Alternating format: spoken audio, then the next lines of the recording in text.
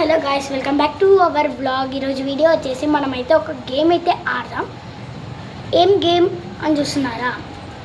Red poison game. Red poison game మీకు తెలుసా? తెలిసైతే కామెంట్లో ఎస్ అని పెట్టండి. అండ్ ఇది వచ్చేసి ఈ గేమ్ ఎలా ఆడాలో చెప్తా. ఇదైతే ఒక రన్నింగ్ గేమ్. ఇది జస్ట్ ఫన్నీ గేమ్ అన్నమాట.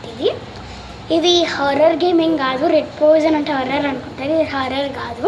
ఇది ఒక రన్నింగ్ గేమ్ అనమాట. ఒక స్టోరీ చెప్తారు.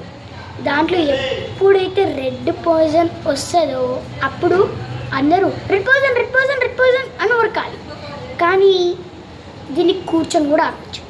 కూర్చొని ఆడాలంటే మనం చేతులు నిలబెట్టుకొని మనం ఎవరైతే ఆడుతున్నారో వాళ్ళు ఇట్లా చేతులు పట్టుకోవాలి. స్టోరీ అయిపోయింది. పట్టుకోకపోయినా పర్వాలేదు. ఇప్పుడు చెప్తున్నా, ఆడదామా? గేమ్ స్టార్ట్ చేద్దామా? ఎప్పుడైతే రెడ్ పాయిజన్ అని నేను అన్నప్పుడు మీరు రెడ్ పాయిజన్ అనాలా.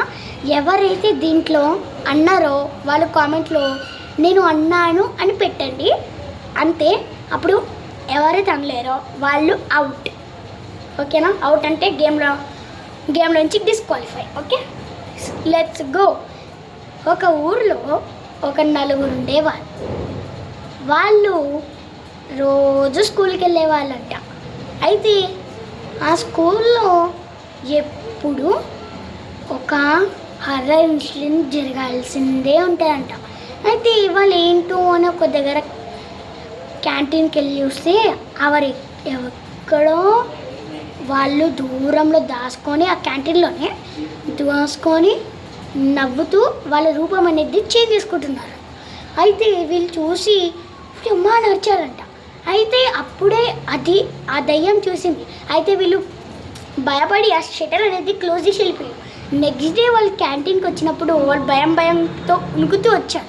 మరి ఎందుకు రావాలి అనుకుంటే అందులో అప్పుడు ఆమె లేదు, ఎవరైతే ఇలా మారారు. అయితే మెల్లగా ఆమె వచ్చింది. ఆమె రూపం మార్చుకొని ఎవరైతే చూసారో వాళ్ళని కొట్టింది. అప్పుడు రెడ్ పాయిజన్ రావాలి కదా, గ్రీన్ పాయిజన్ వచ్చింది.